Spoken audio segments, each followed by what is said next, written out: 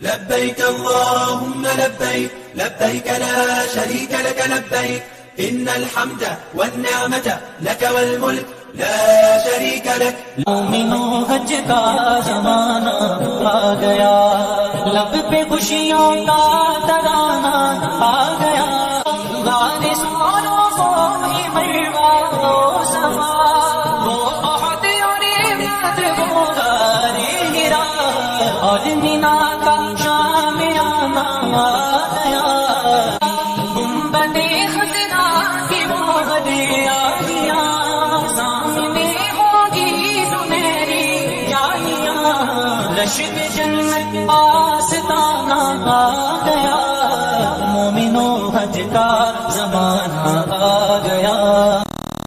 صراط الذين أنعمت عليهم غير المغضوب عليهم ولا الضالين. صدق الله العظيم. نحمده ونصلي على رسوله الكريم أما بعد فأعوذ بالله من الشيطان الرجيم بسم الله الرحمن الرحيم.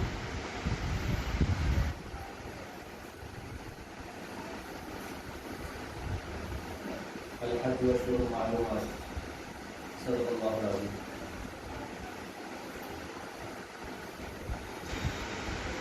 آج حج کے تعلق سے اور ذی الحجہ کے 10 دن کے تعلق سے اور کچھ قربانی کے تعلق سے سمجھیں. اور اسلام نے فرمایا الحج المبرور لیس له جزاء الا الجنہ، کہ ایسا حج جو مقبول ہو اس کا بدلہ صرف اور صرف جنت ہے. اور حج مبرور کا مطلب مقبول، اور مقبول حج کیسے معلوم ہوگا؟ اسی لیے حدیث شریف میں آتا ہے کہ آپ علیہ الصلوۃ والسلام نے فرمایا، بخاری شریف کی روایت ہے کہ ایسا حاجی کہ جس نے کوئی گناہ نہ کیا ہو، جس کو فجور نہ کیا ہو، تو ایسا حاجی اپنے حج سے اس طرح لوٹتا ہے جس طرح انسان اپنے ماں کے پیٹ سے پیدا ہوتا ہے اور بغیر گناہ کے ہوتا ہے، اسی طرح یہ انسان حج سے بغیر گناہ کے لوٹتا ہے، یعنی بالکل پاک صاف، کہ لڑائی جھگڑا نہ ہو، فسق و فجور نہ ہو، بری باتیں نہ ہو، اور گندے خیالات، بد نگاہی وغیرہ اس طرح کے اعمال نہ ہو. یہ سب اللہ کی ناراضگی والے اعمال ہے اور حج کے ثواب کو کم کرنے والی صورتیں. چنانچہ قرآن مجید میں بھی اللہ نے فرمایا اسی بات کو. دوسری بات یہ ہے کہ اخلاص سے جانا چاہیے، شہرت یا شرما شرمی میں نہ جانا. اکثر بیشتر شہرت کے خاطر لوگ جاتے ہیں کہ میں حاجی کہلاؤں، اور بعض لوگ ہر سال حج کرنے جاتے ہیں. کبھی ایسا ہوتا ہے کہ مال کا مسئلہ ہو گیا، کورونا کی وجہ سے حالات ایسے بن گئے کہ اس سال وہ بندہ جا نہیں پا رہا ہے، تو اب شرما شرمی میں ہو جا رہے ہیں کہ لوگ کیا بولیں گے. کہ اگر یہ اس سال نہیں گیا تو لوگ بولیں گے کہ بھائی کیا بات ہے، وہ حاجی صاحب حج کرنے نہیں گئے. بعض لوگ ہر سال رمضان میں عمرہ کرنے جاتے ہیں، کسی سال پیسہ نہیں ہے، کچھ مسئلہ ہے تو ہم نہیں جا رہے، تو مجبور ہے وہ شرما شرمی میں جا رہے ہیں. بعض لوگ شہرت کی وجہ سے جاتے ہیں. تو اصول یہ ہے حج کے سلسلے میں کہ کوشش یہ ہو کہ اخلاص کے ساتھ جاوے، شہرت مقصود نہ ہو اور نہ شرما شرمی ہو. اسی طرح ایک بات یہ ہے کہ جاتے وقت اور آتے وقت کی رسموں سے بچنا ہے ہمیں. بہت سارے لوگ ایسے ہوتے ہیں کہ جاتے وقت عجیب و غریب رسم و رواج، آتے وقت عجیب و غریب رسم و رواج، جاتے وقت شال اڑانا، دعوتیں کھانا اور دعوتیں کرنا. حاجی صاحب کو شال اڑائی جا رہی ہے، حاجی صاحب کو دعوت کھلائی جا رہی ہے، اور حاجی صاحب کے پاس وقت ہی نہیں اتنا کہ وہ مسائل سیکھے بچ کے. اب وہ حاجی صاحب مسلسل دعوتوں میں ہے اور ان کا وقت گزر گیا پورا. اب وہ حج کے لیے جانا چاہ رہے، حج کے وہاں پہنچے، یعنی اللہ کے دربار میں پہنچے، وہاں جا کر ان کو کچھ مسئلہ ہی نہیں سمجھ میں آ رہا ہے، کس طرح طواف کرنا ہے، کس طرح احرام باندھنا ہے، کس طرح کون سا عمل کرنا ہے، کچھ معلوم ہی نہیں ہے.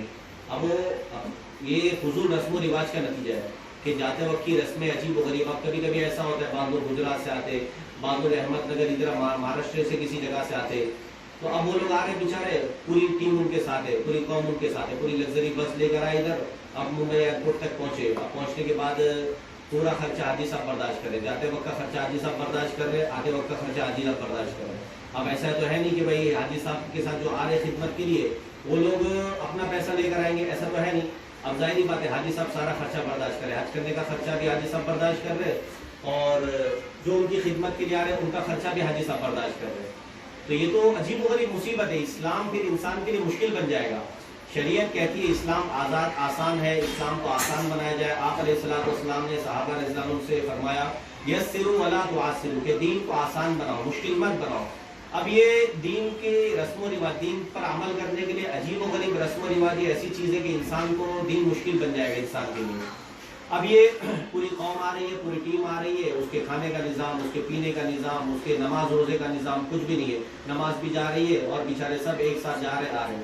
اب چلو باہر کے انسان کو چھوڑ دیجئے, اب یہاں کے کچھ لوگ ہیں, یہاں کے لوگ بیچارے ممبئی سے پہنچے ایئرپورٹ تک, تو حدیث شریف میں آتا ہے, حدیث شریف میں حضرت عمر رضی اللہ عنہ کا قول ہے, وہ فرماتے ہیں کہ حاجیوں کی مشایعت کرنا چاہیے, آتے وقت ان کا استقبال کرنا چاہیے, جاتے وقت ان کو کچھ قدم چل کر چھوڑنا چاہیے. ٹھیک ہے, ہمارے ممبئی والوں کے لیے اچھی چیز یہ کہ میں چلو ایئرپورٹ تک پہنچ گئے. اب ایئرپورٹ تک پہنچنے کے لیے گھر کے رشتے دار کافی ہے, اب 50 لوگ 100 لوگ جا رہے ہیں, کیا لگا ہے آخر؟ تو عجیب و غریب مسئلہ ہے. تو حاجی کو سکون نہیں مل رہا ہے, پریشانی ہے. اب حاجی صاحب گھر سے وہاں سے حج کے کر کے آ رہے ہیں واپس, اب حاجی صاحب کا استقبال ہونا چاہیے, تو اب ایئرپورٹ پہنچ گئے, ایئرپورٹ پہنچنا چاہیے, کچھ لوگ جائیں, 10 افراد بہت ہے, سامان اٹھا کر لے کر آ جائے. 50 لوگ 100 لوگ پہنچ گئے. اب گجرات سے باقاعدہ ممبئی تک لینے کے لیے آئے, اب آ جائے, ایک گاڑی لے کر آ گئے, ٹھیک ہے, 2 چھوٹی گاڑی لے کر آ گئے, ٹھیک ہے, 4 ویلر. اب پوری بس لے کر آ رہے, اب پوری بس لے کر آ رہے, راستے بھر کا خرچہ بھی حاجی صاحب کے اوپر, وہاں پہنچنے کے بعد کا خرچہ حاجی صاحب کے اوپر. حاجی صاحب نے کیا گناہ کیا بیچارے نے؟ یہ فضول کی رسمیں ہیں. یہ ان رسموں سے بچنے کی سخت ضرورت ہے. یہ سب رسمیں اس وقت پیدا ہوتی ہے جب انسان یہ طے کرتا ہے کہ مجھے اللہ کو خوش نہیں کرنا, مجھے لوگوں کو خوش کرنا ہے. جب انسان یہ طے کر لیتا ہے مجھے لوگوں کو راضی کرنا ہے, تب یہ ساری باتیں پیدا ہوتی ہیں. جب انسان یہ طے کر لے گا کہ مجھے اللہ کو خوش کرنا ہے, جس عمل سے اللہ راضی ہوگا, اگر لوگ خوش ہو جاتے بہت اچھی بات ہے, ہمیں لوگوں کو زبردستی ناراض نہیں کرنا ہے, لیکن اگر لوگ بلا وجہ ناراض ہوئے تو ان کا کوئی علاج ہی نہیں ہے.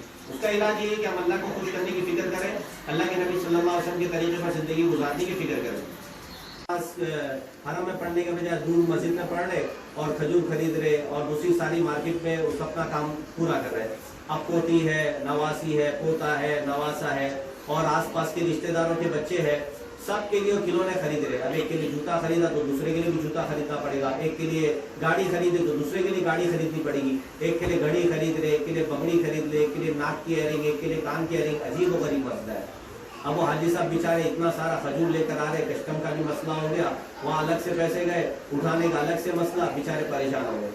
تو یہ مزاج اس وقت بنتا ہے, یہ پریشانی یہ انسان کی اپنی ذاتی پریشانی, انسان نے پریشانی اپنی ذات سے بول لی ہے.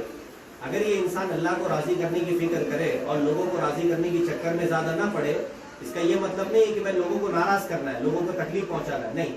لوگوں کو بھی ٹھیک ہے, کوشش کریں گے لوگ بھی راضی رہے, لوگوں کو ہمارے عمل سے تکلیف نہ ہو, لیکن بلا وجہ اگر تکلیف ہو رہی ہے, بلا وجہ وہ پریشان ہو رہی ہے تو کوئی مطلب ہی نہیں ہے. اللہ کو راضی کرنے کی فکر کرنا ہے.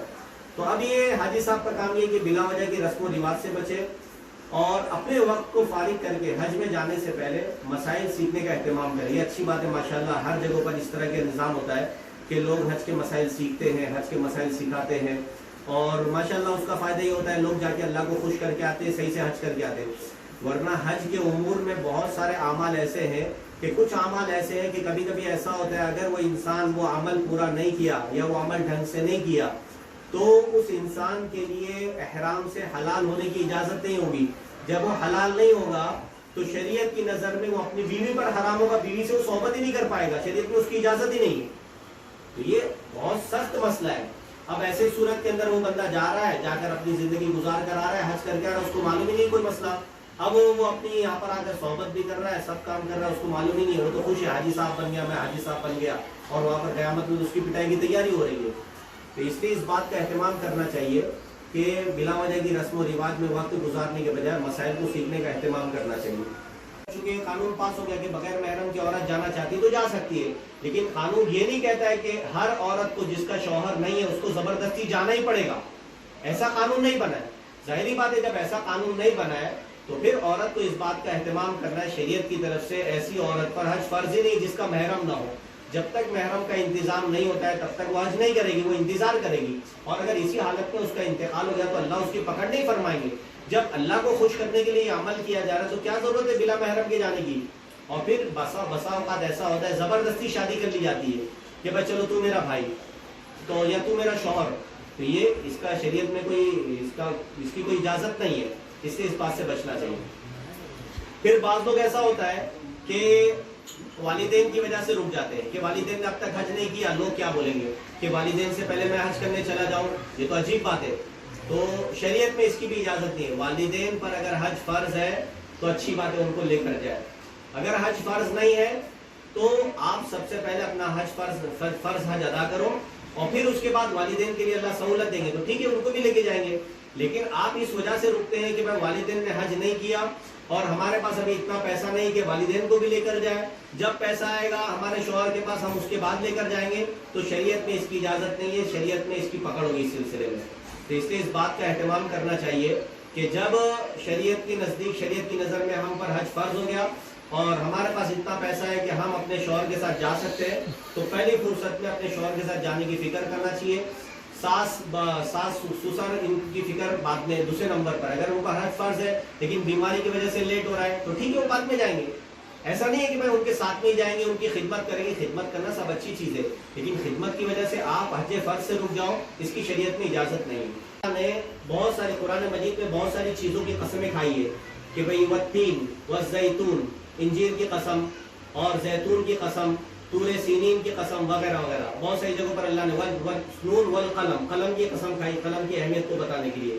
یہاں پر بھی اللہ تعالیٰ نے قسم کھائی ہے وَلَيَالٍ عَشْرٍ وَالْفَجْرِ وَلَيَالٍ عَشْرٍ، 10 راتوں کی اللہ نے قسم کھائی. اور پھر آگے آ کے اللہ تعالیٰ نے آگے کی جو بات بیان کرنی تھی وہ بیان کی. جیسے اکثر تو اللہ تعالیٰ یہاں پر تاکید کرنے کے لیے، بہت بات کو مضبوط بنانے کے لیے یہ قسم کا انداز اختیار کر رہے ہیں. اور قسم کھاتے وقت اللہ تعالیٰ نے وَلَيَالٍ عَشْرٍ، 10 راتوں کی قسم کھائی. اس سے یہ سمجھ میں آتا ہے یہ 10 راتیں بہت اہمیت اور فضیلت کی حامل ہے. سید الشہور شہر رمضان، کہ جتنے مہینے ہیں اس میں سب کا، سارے مہینوں کا سردار رمضان کا مہینہ ہے. وَأَعْظَمُهَا حُرْمَةً ذُو الْحِجَّةِ، اور ان سارے مہینوں میں حرمت اور احترام کے اعتبار سے اگر دیکھا جائے تو سب سے بڑا ہوا مہینہ یہ ذی الحجہ کا مہینہ جو آئندہ آنے والا مہینہ. پھر اسی طرح قرآن مجید میں اللہ فرماتے ہیں ان عدۃ الشہور عند اللہ 12 شہرا، کہ اللہ کے نزدیک سال کے 12 مہینے ہیں. منہا اربعۃ حرم، بیچ کی کچھ آیتیں ہیں. پھر آگے اللہ فرماتے ہیں منہا اربعۃ حرم، کہ ان میں سے 4 مہینے ایسے ہیں کہ جو احترام والے ہیں، حرمت والے ہیں. ان 4 مہینوں میں ذی الحجہ بھی ہے. تو اس سے بھی ذی الحجہ کی فضیلت سمجھ میں آتی ہے تو ثواب بہت زیادہ ملے گا.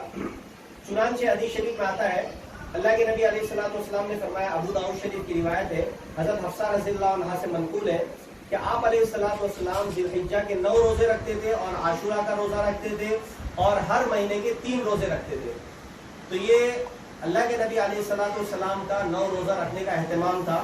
تو اس لیے ہمیں بھی اس بات کا اہتمام کرنا ہے کہ پورے 9 روزے رکھے. لیکن اس کا مطلب یہ نہیں کہ 9 روزے رکھنا فرض ہے. اکثر و بیشتر ایسا ہوتا ہے کہ انسان یہ کرتا ہے کہ وہ خود اگر تہجد پڑھ رہا ہے تو انسان یہ سوچتا ہے کہ پوری دنیا جہنمی ہے، کہ دوسرا انسان تہجد نہیں پڑھ رہا ہے اس کا مطلب وہ بھی گڑبڑ ہے. تہجد پڑھنا فرض واجب نہیں ہے، مستحب عمل ہے، نفل عمل ہے. اگر کسی انسان نے کر لیا تو ثواب ہے، نہیں کیا تو کوئی گناہ نہیں ہے. ٹھیک ہے، اللہ نے ہم کو توفیق دے دی، ہم نے تہجد پڑھ لی، لیکن اس کا یہ مطلب نہیں کہ جس نے تہجد نہیں پڑھا وہ جہنمی بن گیا. تو اب ان ایام کے اندر یہ روزہ رکھنا یہ نفل ہے، مستحب ہے، فرض نہیں ہے، واجب نہیں ہے، ضروری نہیں. لیکن اگر اللہ نے ہمیں توفیق دی، ہم ان 9 دنوں کے اندر روزہ رکھ رہے تو ہمارے ذہن میں شیطان کی طرف سے وسوسہ یہ نہ آوے کہ ہم نے اتنا بڑا کام کیا اور فلاں انسان نے، فلاں پڑوسی نے، فلاں بہن نے تو یہ کام کیا نہیں، اس کا مطلب ان کو اہمیت نہیں ہے، احترام نہیں ہے مہینے کا. ایسا نہیں سوچنا چاہیے، ان کی کوئی مجبوری ہوگی. اس لیے اس بات کا اہتمام کرنا چاہیے ہر نیک عمل کے سلسلے میں. جب بھی اللہ ہمیں کوئی نیک عمل کرنے کی توفیق دے تو ہم یہ نہ سوچیں کہ ہم پوری دنیا کے ولی بن گئے یا ولیہ بن گئی اور ہم رابعہ بصریہ بن گئی. مسلم شریف کی روایت ہے کہ آپ علیہ السلام سے پوچھا گیا کہ عرفہ کے دن کے روزے کی کیا فضیلت ہے. تو آپ علیہ السلام نے فرمایا یکفر السنۃ الماضیہ والباقیہ، کہ اس روزے کی فضیلت اس قدر ہے کہ اللہ تعالیٰ گزشتہ پورے سال کے گناہ معاف کریں گے اور آئندہ سال کے گناہ معاف کریں گے. گزشتہ سال کے گناہ جو معاف ہوں گے اور آئندہ سال کے گناہ معاف ہوں گے. گناہ کے معاف کرنے کے اندر شریعت کا اصول یہ ہے کہ چھوٹے چھوٹے گناہ معاف ہوں گے، بڑے گناہ معاف نہیں ہوں گے. بڑے گناہ کے سلسلے میں توبہ استغفار ضروری ہے. بڑا گناہ جو بھی کیا جائے گا اس کے لیے توبہ استغفار شرط ہے. چھوٹے گناہ بغیر توبہ کے معاف ہو جائیں گے. لیکن اس کے ساتھ ساتھ ایک بات یہ بھی ذہن میں رکھنی چاہیے، کچھ چیزیں ہوتی ہیں حقوق العباد، کچھ چیزیں ہوتی ہیں حقوق اللہ. حقوق اللہ کا مطلب یہ اللہ کا حق ہے، اس میں بندے کو کوئی تکلیف نہیں پہنچائے گی. اور حقوق العباد کا مطلب یہ ہے کہ اللہ کو بھی ناراض کیا گیا اور بندے کو بھی تکلیف کی پہنچائی گئی اور بندے کو بھی ناراض کیا گیا. مثال کے طور پر انسان سارے گناہوں سے پاک صاف ہو کر لوٹتا ہے, اس کا مطلب یہ ہے کہ جو لین دین تھا وہ بھی قصہ ختم ہو گیا. تو اب انسان تو کیا کرے گا, 5 لاکھ روپے حج کا ہے پیسہ, تو انسان 50 لاکھ روپے لے لے گا اور 45 جیب میں چلا گیا, 5 لاکھ روپے خرچ کر دیا, قصہ ختم, اللہ کی طرف سے سب معافی ہوگی. ایسا نہیں ہوگا.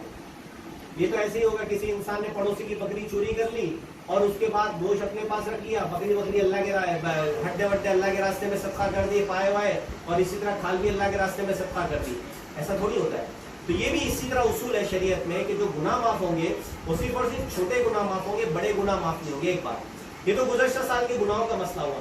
اب آئندہ سال کے گناہوں کا کیا مسئلہ ہے؟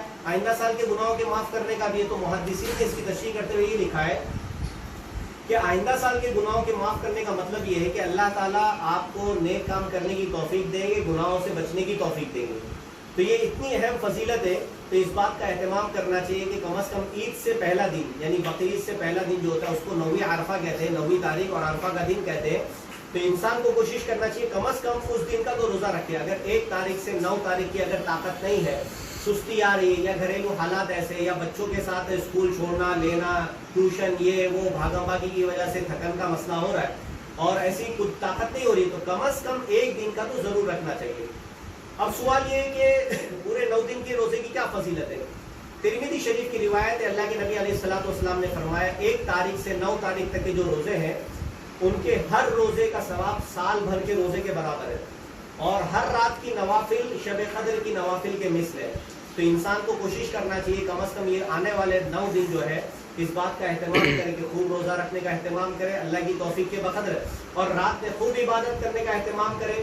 خوب نہ ہو سکے, خوب روزہ رکھنے کی طاقت نہ ہو سکے تو کم از کم 9ویں تاریخ کو ضرور رکھے, اور رات کو پوری رات بھر جاگنے کی صورت نہ ہو سکی تو کم از کم 4 رکعت 2 رکعت پڑھ کر اللہ سے خوب مانگ لے. اتنا تو کر ہی سکتے, کم از کم 10 منٹ تو فارغ کر ہی سکتے. تو اس قدر کم از کم عبادت میں اپنے آپ کو لگانا چاہیے. اب ان 10 دنوں کے اندر ایک مسئلہ یہ بھی آتا ہے, قربانی کے دنوں کے اندر یہ 10 دن سے پہلے جیسے پہلی تاریخ سے لے کر کہ ناخن نہیں کاٹتے, بال نہیں کاٹتے, تو اس کا کیا مسئلہ ہے؟ تو اس سلسلے میں شریعت کا حکم یہ ہے کہ حدیث شریف میں آتا ہے, مسلم شریف کی روایت ہے, اللہ کے نبی علیہ الصلوۃ والسلام نے فرمایا کہ اذا رأیتم ہلال ذی الحجہ, کہ جب تم ذی الحجہ کا چاند دیکھ لو اور تم میں سے جس انسان کو قربانی کرنے کا ارادہ ہو تو اس کو چاہیے کہ بال اور ناخن کاٹنے سے رک جاوے. اب اس میں مسئلہ حدیث شریف میں اللہ کے نبی علیہ السلام نے فرمایا تم میں سے جس بندے کو قربانی کرنے کا ارادہ ہے اس کے لیے حکم ہے. تو معلوم یہ ہوا, پہلی بات تو یہ کہ یہ عمل مستحب ہے, ایک مسئلہ یہ ہوا, یہ فرض واجب والا مسئلہ نہیں ہے. اور نمبر 2, یہ مسئلہ صرف اور صرف اس بندے اور اس بندی کے لیے ہے جو جس پر قربانی واجب ہے. جس پر قربانی واجب نہیں اس کے لیے مسئلہ ہی نہیں ہے, اس کے لیے مستحب بھی نہیں ہے. ہاں اگر وہ عورت یا انسان اس طرح کر لے تو ٹھیک ہے, اس کی اجازت ہے, لیکن اس کا یہ مطلب نہیں ہے کہ وہ بھی یہ سمجھے کہ یہ اس پر مستحب ہے یا فرض ہے یا واجب ہے, ایسا نہیں ہے. تو خلاصہ یہ ہوا کہ بال اور ناخن کاٹنے کا مسئلہ یہ ہے کہ جس بندے یا بندی پر قربانی واجب ہے اور وہ اپنی قربانی کرنا چاہ رہے اور قربانی کرنا ہے چاہ رہے کہ ان کو کرنا ہی پڑے گا. اب ان کو چاہیے کہ پہلی تاریخ سے پہلے اپنے ناخن کو کاٹ لے اور بال کو کاٹ لے, یہ ان کو کام کرنا ہے. اور جب تک کہ قربانی نہیں ہوتی ہے, ایسا نہیں کہ عید کا دن آ گیا, 10ویں تاریخ آ گئی, فوراً ناخن کاٹنا شروع کرے, فوراً بال کاٹنا شروع کرے, ایسا نہیں. ان کو چاہیے کہ انتظار کرے, جب ان کی قربانی ذبح ہوتی ہے اس کے بعد وہ سب کاٹنا شروع کرے. کبھی کبھی ایسا ہوتا ہے لوگ باہر پیسہ بھیجتے, مدرسوں کے اندر پیسہ بھیجتے, یا ان کے کوئی دوست احباب ہے وہ اس طرح کی کوشش کرتے کہ سوشل ورکر ہے, وہ باہر کسی جگہ ان کی پہچان ہے اور وہ جانتے کہ بہت غریب لوگ ہیں تو وہاں پر قربانی کی جانور ذبح کرنے کا اہتمام کرتے. تو اگر ہم نے وہاں پیسہ بھیجے تو اس صورت میں شریعت کا مسئلہ ہے کہ سامنے والے انسان سے ہم پوچھ لیں کہ بھائی تم ہمارے جانور کو کب ذبح کرو گے, پہلے دن ذبح کرو گے, دوسرے دن ذبح کرو گے, تیسرے دن ذبح کرو گے. کبھی کبھی ایسا ہوتا ہے کہ ان کی لسٹ میں نام اتنے زیادہ ہوتے کہ پہلے دن آپ کے لیے نام آ ہی نہیں سکتا ہے, وہ کوئی نہیں سکتا ہے, وہ دوسرے دن ہی ذبح کریں گے. اتنے سارے جانور ہوتے, اب دن بھر کے اندر ان کا اندازہ ہوتا ہے کہ بھائی 10 جانور ذبح کر سکتے ہیں یا 20 کر سکتے ہیں یا 50 کر سکتے ہیں. ان کو اندازہ ہے, ان کے پاس جتنے ورکر ہے آدمی ہے اس کے حساب سے, مزدوروں کے حساب سے ان کو اندازہ ہے. اب ان سے پوچھ لیا جائے کہ آپ پہلے دن ذبح کرو گے دوسرے دن. اب وہ اگر بتاتے پہلے دن, تو پہلے دن کے بعد بھی ایسا نہیں ہے کہ میں فوراً آپ ناخن کاٹ دو. اس میں مسئلہ یہ ہے کہ آپ کو پوچھنا ہوگا, بلکہ سامنے والے انسان کا فرض ہے کہ جس بندے کی یا جس بندے کی قربانی ہو جائے کال کر کے وہ بتا دے یا کم از کم SMS کر کے بتا دے کہ آپ کی قربانی ہو چکی ہے. اب جب ان کی طرف سے اطلاع، اگر وہ اس طرح نہیں کرتے تو ہم ان کو اطلاع دیں کہ بھائی آپ ہمیں اطلاع دو، تاکہ وہ بھی اپنے سسٹم کو درست کرے. وہ پتہ نہیں کر رہے نہیں کر رہے، ہمیں بھی تو ہلانا چاہیے کہ بھائی آپ کم از کم اطلاع دو ہم کو، ہم نے پیسے آپ کو پہنچائے. آپ کس تاریخ کو پہلے دن کرو گے قربانی، نمبر 1. نمبر 2، پہلے دن کب کرو گے؟ جب بھی کرو آپ اپنی سہولت سے، آپ قربانی کرنے کے بعد ہمیں اطلاع دو. تو اس بات کا اہتمام کر رہے ہیں. جب ان کی طرف سے اطلاع ہو جائے کہ بھائی ہم نے قربانی کر لی، اب آپ کو ناخن بھی کاٹنے کی اجازت ہے، بال بھی کاٹنے کی اجازت ہے. ایک مسئلہ یہ ہوا. دوسرا مسئلہ یہ ہے کہ یہ ان لوگوں کے لیے مستحب ہے جو قربانی کر رہے ہیں. جو قربانی نہیں کر رہے ان پر قربانی واجب نہیں ہے، اور نہیں کر رہے ان کے لیے مستحب بھی نہیں ہے. لیکن اس کا یہ مطلب نہیں ہے کہ ان کو کرنے کی اجازت نہیں ہے. اگر ان پر قربانی نہیں ہے اور قربانی نہیں کر رہے پھر بھی وہ بال نہیں کاٹ رہے اور ناخن نہیں کاٹ رہے، وہ چاہ رہے کہ کم از کم نیک لوگوں کی مشابہت ہو جائے، ان کی نقل ہو جائے. جس طرح حاجی لوگ اللہ کے دربار میں پہنچے اور وہاں پر وہ بال نہیں کٹا رہے، ناخن نہیں کٹا رہے، اسی طرح جو لوگ قربانی کر رہے اور وہ اللہ کے نبی علیہ الصلوۃ والسلام کے پیارے فرمان پر عمل کرتے ہیں، ناخن نہیں کٹا رہے، بال نہیں کٹا رہے، چلو ہم پر قربانی نہیں ہے پھر بھی ہم کم از کم دیکھا دے کہ ان لوگوں کی نقل اتارے. ہو سکتا ہے اللہ کو ہمارا یہ پیارا عمل پسند آ جائے اور ہماری مغفرت ہو جائے. تو اگر اس نیت سے کوئی انسان کرنا چاہتا ہے تو اس کو اجازت ہے، لیکن مستحب نہ سمجھے کہ بھائی مجھ پر یہ مستحب عمل ہے، مجھ پر بھی ضروری ہے یا میرے لیے بھی مستحب ہے، ایسا نہ کریں. پھر تیسری بات ہے کہ یہ مسئلہ بھی ذہن میں رکھے کہ کبھی کبھی ایسا ہوتا ہے کہ انسان پر قربانی واجب ہے اور اس پر مستحب بھی ہے بال نہ کٹانا، لیکن اس کی مجبوری تھی. ناخن بہت زیادہ بڑے تھے، پہلی تاریخ کو اس نے ناخن نہیں کٹائے، تو اب ناخن بہت بڑے ہو گئے، اس کے اندر کچرا بھی اور میل بھی بہت جمع ہو گیا. اب یہ انسان یا یہ خاتون سوچ رہی کہ بھائی اب اچھا نہیں لگ رہا ہے، اس کو کام بھی کرنا ہے، ناخن بڑے ہو گئے، تکلیف ہو رہی ہے. تو اب شریعت میں ایسا نہیں ہے کہ یہ عمل فرض ہے تو اس کو کٹانے کی اجازت ہے. اگر وہ بیچ میں کٹانا چاہے تو کٹانے کی اجازت ہے، اور کٹانے کی وجہ سے اس کے قربانی کے عمل میں کوئی کمی نہیں ہوگی، ثواب میں کوئی کمی نہیں ہوگی. وہ کٹانا چاہے خوشی سے کٹا سکتی ہے، لیکن بچے تو اچھی بات ہے. کبھی کبھی ایسا ہوتا ہے کہ بھائی مرد لوگ ہیں، ان کی مونچھ بڑھ گئی، بال بڑھ گئے، بہت غریب لگ رہے تو کٹانا چاہے تو کٹا سکتے ہیں. خاتون کو بھی اس بات کی اجازت ہے. پیر کے ناخن کبھی کبھی ایسا ہوتا ہے گھر کے کام کاج کے اندر پیر ہاتھ کے ناخن اس میں بہت تکلیف دیتے، تو ان کو اگر تکلیف ہو رہی ہے تو مجبوری ہے تو کاٹ سکتے، کوئی مسئلہ نہیں ہو. بغیر مجبوری کے بھی کاٹ سکتے، کوئی حرج کی بات نہیں ہے. خلاصہ جن پر قربانی واجب ہے، جن لوگوں پر قربانی واجب نہیں ہے ان کے لیے مستحب نہیں ہے، لیکن اگر وہ کرنا چاہے تو کر سکتے ہیں. اور اگر کوئی ناخن بیچ میں کاٹ لے مستحب ہونے کے باوجود تو اس کی قربانی پر کوئی اثر نہیں پڑے گا. اب ایک مسئلہ ان 10 دنوں کے اندر تکبیرات تشریق کا ہے. اللہ اکبر لا الہ الا اللہ واللہ اکبر وللہ الحمد. تکبیرات تشریق کا کیا مسئلہ ہے؟ تو اس سلسلے میں مسئلہ یہ ہے کہ 9 ذی الحجہ کی فجر سے 13 ذی الحجہ کی عصر تک تکبیرات تشریق پڑھنا ہے. 9 ذی الحجہ عید سے ایک دن پہلے، عید سے ایک دن پہلے کی صبح سے لے کر فجر، ظہر، عصر، مغرب، عشاء. پھر عید کا دن 2 دن ہو گئے، پھر دوسرا عید کا دن باسی، پھر تیرواسی، یہ 3 دن ہو گئے. پھر چوتھا دن جو ہوگا 13ویں تاریخ یعنی 10ویں تاریخ کو پہلا دن ہوگا، 11ویں میں دوسرا دن، 12ویں تاریخ کو تیسرا دن ہوگا، اور 13 ذی الحجہ جو ہوگی وہ چوتھا دن ہوگا. چوتھے دن کی عصر تک یہ پڑھنا ہے. یہ مرد کے لیے بھی ضروری ہے، واجب ہے. یہ مرد کے لیے بھی واجب ہے، عورتوں پر بھی واجب ہے.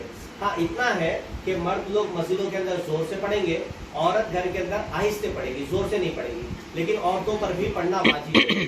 مرد عورت اگر اس کے اندر مسئلہ یہ ہے کہ فرض نماز کے بعد پڑھنا ہے، چاہے فرض نماز جماعت کے ساتھ پڑھے چاہے بغیر جماعت کے ساتھ پڑھے. مرد لوگ مسجد میں جماعت کے ساتھ پڑھتے، کبھی ان کی جماعت چھوٹ گئی تو وہ لوگ بھی پڑھیں گے اکیلا اگر نماز پڑھے تو. عورتیں گھر میں عموماً اکیلے پڑھتی ہے. کبھی ایسا ہوتا ہے کوئی گھر کے اندر مریض ہے مرد، تو ظاہری بات ہے انہوں نے جماعت بنا لی، یا کوئی ہنگامہ ہوا، کچھ مسئلہ ہوا، سفر میں تھے اور واپسی کے اندر انہوں نے جماعت بنا لی، تو ویسی صورت کے اندر وہ جماعت کے ساتھ پڑھے یا اکیلے پڑھے، ان پر بھی تکبیر تشریق یہ پڑھنا ضروری ہے، واجب ہے. کے لیے تیار ہوئے اور اللہ تعالیٰ کے حکم پر عمل کرنے کے لیے حضرت اسماعیل علیہ السلام تیار ہوئے.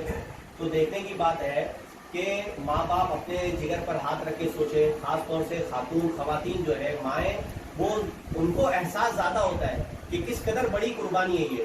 تو اب اس قدر بڑی قربانی مانگی گئی، انہوں نے قربانی دی. اس کا مطلب یہ ہے، خلاصہ یہ ہے قربانی کا کہ قربانی سے ہمیں یہ سبق سکھایا جا رہا ہے کہ حضرت ابراہیم علیہ السلام کی طرح، جس طرح حضرت ابراہیم علیہ السلام نے بہت زیادہ عزیز چیز، بہت زیادہ محبوب چیز، بہت زیادہ پسندیدہ چیز کو اللہ کے حکم پر، اللہ کے نام پر قربان کرنے کے لیے وہ تیار ہوئے. اسی طرح ہمیں بھی اس بات کا اہتمام کرنا ہے کہ ہم بھی اللہ کے نام پر، اللہ کے راستے میں، اللہ کے حکم کے سامنے اپنی پیاری سے پیاری چیز، یہاں تک کہ جان قربان کرنے کی نوبت آتی تو جان قربان کریں گے، مال لگانے کی نوبت آتی تو مال لگانے کی کوشش کریں گے، اپنے بچوں کو اللہ کے راستے میں قربان کرنے کی نوبت آتی تو قربان کرنے کے لیے بھی ہم اپنے آپ کو تیار کریں گے، بچوں کا ذہن بنائیں گے. یہ اس سے سبق ملا. تو اس لیے حضرت ابراہیم علیہ السلام کے جذبے سے ہمیں یہ سیکھنا چاہیے. قربانی کے تعلق سے فضیلت یہ ہے کہ حدیث شریف میں آتا ہے، ترمذی شریف کی روایت ہے، اللہ کے نبی علیہ السلام نے فرمایا کہ سب سے بہترین عمل ان ایام میں عید الاضحیٰ کے دن اللہ کے نزدیک سب سے اہم عمل قربانی کرنا ہے جانور کا. اللہ تعالیٰ فرماتے ہیں اللہ کی طرف سے قطرہ گرنے سے پہلے قربانی قبول کر لی جاتی ہے اور ہر بال کے عوض میں ایک نیکی ملتی ہے. اور وعید یہ ہے کہ اگر کوئی بندہ یا بندی قربانی واجب ہونے کے باوجود قربانی نہ کرے تو حدیث شریف میں آتا ہے اللہ کے نبی علیہ السلام نے فرمایا کہ جس انسان کو طاقت ہو، وسعت ہو، قدرت ہو، واجب ہو قربانی اور اس کے باوجود بھی قربانی نہ کرے فلا یقربن مصلانا، اللہ کے نبی علیہ السلام نے سختی سے فرمایا کہ ہرگز وہ ہماری عیدگاہ میں نہ آئے، ہرگز نہ آئے. صرف آوے نہیں، یہ نہ آوے نہیں معمولی انداز میں نہیں، آپ نے سختی سے فرمایا ہرگز ہماری عیدگاہ میں نہ آئے. یعنی ایسے انسان کی ضرورت ہی کیا عیدگاہ میں آنے کی جس کو اللہ کے حکم کا لحاظ نہ ہو، جس کو اللہ کے حکم کی پڑی نہ ہو. ایسے بندے بندی کا کام ہی نہیں ہے. اللہ کے نبی علیہ السلام نے سختی سے منع فرمایا. تو معلوم یہ ہوا کہ قربانی کرنا بہت اہم عمل ہے اور قربانی نہ کرنے پر بہت سخت عذاب ہے اور اللہ کی ناراضگی ہے. ابھی مسائل بہت سارے ہیں، ابھی مسائل کو ہم لوگ چھوڑ دیتے ہیں مختصر کر کے، اور کچھ ایک بات بہت اہم ہے اس کو ہم سمجھ لیتے ہیں. ایک بات تو یہ سمجھیں گے قربانی عبادت ہے. تو قربانی عبادت ہے، یہ محض رسم کے لیے نہیں ہے، دکھاوے کے لیے نہیں ہے، شوق پورا کرنے کے لیے نہیں ہے. جب یہ عبادت ہے تو عبادت کی قربانی عبادت ہے، اللہ کا حکم ہے. تو محض رسم دیکھا دیکھی، لوگوں کو دکھانے کے لیے بکرا خریدنا کہ محلے میں سب سے مہنگا بکرا میرا ہونا چاہیے. اب بچے لوگوں نے ضد کی ابا نہیں بازو والے کا بکرا بہت بڑا ہے، اب تو ہم بڑا بکرا لائیں گے، موٹا لائیں گے، تندرست لائیں گے. اب وہ بھی بیچارے بکرے جو بیچتے ہیں وہ لوگ بھی بہت محنت سے بچپن سے اس کے اوپر اللہ لکھ دیتے ہیں اور اس کا ریٹ بڑھ جاتا ہے. تو یہ سب رسم و رواج، شہرت، اور آپ دیکھیں گے جو ہمارے ایکٹر لوگ ہوتے ہیں وہ بڑے بڑے شاندار بکرے خرید کے لاتے ہیں اور اس کی دھوم مچی رہتی ہے کہ شاہ رخ خان نے، فلاں خان نے اتنا بڑا بکرا، اتنا مہنگا بکرا لایا. اللہ تعالیٰ کے حدیث قرآن مجید میں اللہ فرماتے ہیں لن ینال اللہ لحومها ولا دماؤها ولکن ینالہ التقوی منکم، کہ اللہ تعالیٰ کے دربار میں جانور کا گوشت بھی نہیں پہنچتا ہے، جانور کا خون بھی نہیں پہنچتا ہے، اللہ کے پاس صرف تقوی پہنچتا ہے، تمہاری نیت پہنچتی ہے. تم نے کس نیت سے بکرا خریدا؟ تم لوگوں کو دکھانے کے لیے لائے، کسی سے بھی چھپا لو، اللہ تعالیٰ تو جانتے ہیں نا. تم محلے والے کو دکھانے کے لیے لائے، محلے والوں پر فخر کرنے کے لیے لائے، بچوں کو خوش کرنے کے لیے لائے، یا اللہ کو خوش کرنے کے لیے لائے، یا پڑوسیوں پر اپنا فخر بتانے کے لیے لائے کہ دیکھو آج میں نے اتنا زبردست بکرا لایا. پوری بلڈنگ والے، پورے ٹاور والے، وہ فلاں عبداللہ صاحب نے اور فلاں خاتون کیا تو بکرا اتنا شاندار ہے، چلو آ کر دیکھتے، واہ واہ ہو رہی ہے، تو اخبار میں نام آیا. تو یہ سب چیزیں مناسب نہیں. عبادت ہے یہ، اللہ کا حکم پورا کرنا ہے. اس میں اللہ کے حکم کو پورا کرنے کے لیے اس بات کا اہتمام کرنا ہے کہ نیت درست ہونی چاہیے ہماری. سال ان کی طرف سے قربانی کرنا ضروری ہے، لیکن ایک مسئلہ یہ ہے کہ بالغ، جو نابالغ بچے ان پر قربانی واجب نہیں ہے. تو نابالغ بچوں کی طرف سے کرنے کی ضرورت نہیں. اگر کوئی کرتا ہے تو اچھی بات ہے، اللہ اس کو ثواب دیں گے، اجر دیں گے. لیکن اگر کوئی نہیں کرنا چاہتا ہے تو اس کو شریعت میں اس کی بھی اجازت ہے. لیکن اگر قربانی لوگوں پر، گھر کے 5 لوگوں پر واجب ہے تو 5 قربانی آپ کو کرنا ہے. آپ یہ نہیں سوچیں گے کہ 3 لوگوں کی قربانی اس سال کر دی، 2 لوگوں کی قربانی آئندہ سال کر دیں گے. اس طرح شریعت میں کرنے کی اجازت نہیں ہے. اس طرح لوگوں کی طرف سے ایک وسوسہ ہم لوگوں کے ذہن میں ڈالا جاتا ہے کہ قربانی ہے اور حج ہے، اتنا سارا لوگ پیسہ خرچ کرتے کہ حج کے لیے اتنے سارے لوگ حج کرنے گئے، 5-5 لاکھ روپیہ، کچھ لوگ 10 لاکھ روپیہ دے رہے، کچھ کم زیادہ، اس طرح اتنا سارا خرچ کر رہے. کیا ضرورت ہے اتنا سارا پیسہ؟ اگر پوری قوم، مسلمان قوم بچا لے گی تو یونیورسٹی بن جائے گی، کالج بن جائے گی، میڈیکل کے لیے کیمپ لگا سکتے ہیں ہم لوگ، ہاسپٹل بنا سکتے وغیرہ وغیرہ. اب قربانی کے لیے اتنے سارے جانور لائے گئے، جیو ہتیا ہو رہی ہے، خون بہ رہا ہے، اوجڑی ہے، یہ ہے وہ ہے، بلا وجہ جانوروں کو تکلیف دی جا رہی ہے. تو یہ سب شیطانی وسوسے ہے. اللہ تعالیٰ کے نبی علیہ السلام نے فرمایا اللہ تعالیٰ قربانی کے دنوں میں صدقہ وغیرہ پسند نہیں کرتے. صدقہ ٹھیک ہے تم کرو، لیکن تم پر قربانی واجب ہے تو اللہ تعالیٰ قربانی کرنے ہی کو پسند کرتے ہیں. تو ہمیں قربانی ہی کرنا ہے، یہ بلا وجہ کے وسوسوں سے بچنا ہے. اگر ہمیں ایسا لگتا ہے کہ بھائی ہاسپٹل بنانا ضروری ہے تو بنانا چاہیے. ایسے تیار کریں, پیسے بچائیں. ہم لوگ شادی میں فضول خرچی میں جو پیسہ لگا رہے ہیں ہم لوگ وہاں سے بچائیں, کھانے کے اندر جو پیسہ لگا رہے ہیں وہاں سے بچا رہے, ادھر ادھر جو پیسے لگا رہے ہیں ہم لوگ وہاں سے بچا رہے. پیسے بچا کر قوم کے پیسے وہاں لگا رہے, ہاسپٹل بنا رہے, یونیورسٹی بنا رہے, کیا تکلیف ہے؟ شریعت منع نہیں کرتی, وہ بنا ہی رہے لوگ بنا رہے, کوئی تکلیف نہیں ہے, بنا رہے, لیکن یہ بلا وجہ کا وسوسہ ہے. حج اللہ کا حکم ہے, اللہ کے حکم کو پورا کرنا ہے, چاہے کتنا بھی پیسہ لگے. اگر انسان کے پاس پیسہ ہے تو انسان کو وہاں لگانا پڑے گا. ہاں اگر ایک انسان پر حج فرض تھا, ایک مرتبہ اس نے کر لیا, اب دوبارہ جانے کے بجائے وہ پیسہ لگاوے, غریب کی مدد میں لگاوے, بیوہ, مطلقہ اور یتیم کی خدمت میں لگاوے, ٹھیک ہے. لیکن پہلی مرتبہ اس پر حج فرض ہوا اور وہ پہلی مرتبہ ہی کرنے کے بجائے یہ سوچ رہا ہے کہ نہیں اللہ کے راستے میں لگاؤں گا نا اور یہ سب نہیں کروں گا, تو یہ سب غلط سوچے, ایسا نہیں ہونا چاہیے. پھر اسی طرح بلا وجہ بہت زیادہ یہ نہیں سوچنا چاہیے کہ بھائی جانوروں کی ہتیا ہو رہی ہے. جانوروں کی ہتیا تو پیزا میں بھی روزانہ ہو رہی ہے, اور اسی طرح برگر یہ وہ سب جگہ جانوروں کی ہتیا ہو رہی ہے, سب بیٹھ کے کھا رہے, چکن بیٹھ کر. خالی قربانی آتی ہے جب وہاں ہتیا سمجھ میں آتی ہے. اور تو اس لیے اس بات کا خیال رکھنا چاہیے, بلا وجہ دھوکے, وسوسے اور شیطان کی باتوں میں نہیں آنا چاہیے. اسلام کا حکم ہے, مسلمان کا یہ فرض ہے کہ ہم اللہ کے حکم کو ہر حال میں پورا کریں گے. خلاصہ یہ ہوا. اس میں اور بہت ساری باتیں ہیں کہ قربانی کرنے کے کیا کیا فائدے ہیں, مالی اعتبار سے کتنے لوگوں کو فائدہ پہنچتا ہے, وہ انشاءاللہ پھر کبھی سمجھیں گے. اور بھی بہت سارے احکام ایسے ہیں کہ جس کے متعلق وسوسہ ڈالا جاتا ہے کہ شریعت کا یہ حکم نعوذ باللہ فضول ہے, ایسا نہیں ہونا چاہیے, ویسا نہیں ہونا چاہیے. تو ایک بات بہت خاص طور سے ذہن میں رکھنا چاہیے, باہر والے تو اپنا کام کر رہے ہیں, غیر مسلم اپنا کام کر رہا ہے, باطل اپنا کام کر رہا ہے, لیکن ہمارا فرض یہ ہے کہ ان کے وسوسوں میں آ کر نعوذ باللہ اللہ ہم سب کی حفاظت فرمائے. اگر ہم نے یہ سوچ لیا کہ قربانی کا عمل نعوذ باللہ فضول ہے یا حج کا عمل فضول ہے, لوگوں کو یہ کرنا چاہیے کہ اتنے سارے پیسے بچا کر اللہ کے راستے میں صدقہ کر دینا چاہیے. اگر ہمارے ذہن میں یہ بات آ گئی تو ہم ایمان سے نکل جائیں گے. یہ کوئی چھوٹی موٹی بات نہیں ہے, بہت بڑی بات ہے, بہت اہم بات ہے. اس لیے اس بات کا بہت خیال رکھنا چاہیے.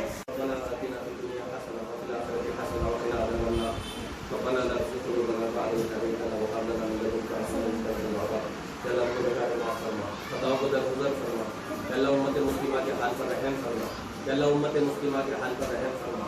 اللہ بہت سے بے گناہوں کو اللہ جیلوں میں ڈالا جا رہا ہے, بہت سے بے قصوروں کو جیلوں میں ڈالا جا رہا ہے. یا اللہ ایک عورت ہے, اس نے گجرات دنگے کے سلسلے میں بہت آواز اٹھائی تھی, اس کو بھی جیل میں ڈالا گیا. یا اللہ ایک زبیر نام کا ایک بندہ ہے, اس کو بھی جیل میں ڈالا گیا. مسلسل ایسے لوگوں کو جو انصاف کے مطابق آواز اٹھاتے, ظلم کے خلاف آواز اٹھاتے, ان کو جیلوں میں ڈالا جا رہا ہے. اللہ ان کی مدد فرما, یا اللہ ان کی بیوی بچوں کی مدد فرما, یا اللہ ان کی بیوی بچوں کی مدد فرما, یا اللہ ان کے لیے دعا مانگنے کی توفیق عطا فرما. یا اللہ جو مانگا اسے بھی قبول فرما, جو رہ گیا اسے بھی قبول فرما. یا اللہ جو باتیں کہی گئی ہیں ان ساری باتوں پر عمل کرنے کی توفیق عطا فرما. امت مسلمہ کی جائز تمنا کو پورا فرما. آپ علیہ الصلوۃ والسلام نے خیر کی لائن سے جو دعائیں مانگی ان میں ہمارے حصہ شامل فرما. جن شروع سے پناہ چاہیے اللہ اسے محفوظ فرما. سبحان ربک رب العزت عما یصفون وسلام علی المرسلین والحمد للہ رب العالمین. بڑی عزیز ہے قربانی رب تعالیٰ کو, ہمیشہ اس کا مسلمانوں اہتمام کرو. دکھاوا دل میں نہ ہو, اس کا تم خیال رکھو. نبی کی ہے یہ نصیحت, کریں گے قربانی. عظیم ہے یہ عبادت, کریں گے قربانی. خدا نے چاہا تو بکرا بھی ایک لانا ہے, بڑے پیار سے چارہ اسے کھلانا ہے. کریں گے پیار نار کسی سے ستانا ہے, یہی تو دل کی چاہت, کریں گے قربانی. عظیم ہے یہ عبادت, کریں گے قربانی. جو بھی قربانی کرتے ہیں رب کے لیے, باغ جنات میں لیں گے سدا وہ مزے. مہرباں کس قدر ان پہ رحمان ہے, کس طرح شکر تیرا کرے ہم خدا. اتنا پیارا یہ تہوار تو نے دیا, ہم مسلمان پہ تیرا یہ احسان ہے. مویشی لاؤں گا اس بار اچھا اچھوں سے, یہ تو آپ کی بہت اچھی سوچ ہے. مقابلہ ہے پڑوسی سے اور عزیزوں سے, بس یہ والی بات ٹھیک نہیں ہے عرض میری ایسی فکر کے مریضوں سے. طریقہ کب ہے مسلمان کا ایسے قربانی, نہ کر جہاں کو دکھانے کے لیے قربانی. رضائے رب کے لیے کر اے بندے قربانی. دوستوں کو صاف بوٹی بٹوائی, ملی غریب کو بس ہٹی اور چکنائی. طریقہ ٹھیک نہیں بانٹنے کا یہ بھائی, سبھی کے ایک سے حصے بتائے قربانی. اللہ کو خلیل کی پیاری لگی ادا, بدلے میں اسماعیل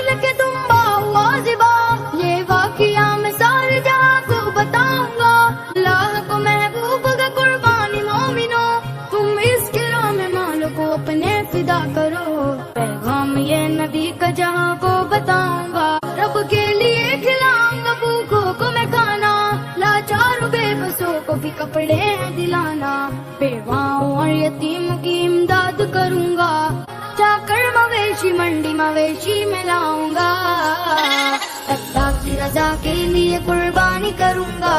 دعا یہ مانگو خدا ایسی عید دکھلائے، وہ اپنے گھر کا ہمیں بھی طواف کروائے، وہیں پہ ذبح کرے دمبا بکرا یا گائے، اے عکس ایسی ملے مولا ہم سے قربانی، قربانی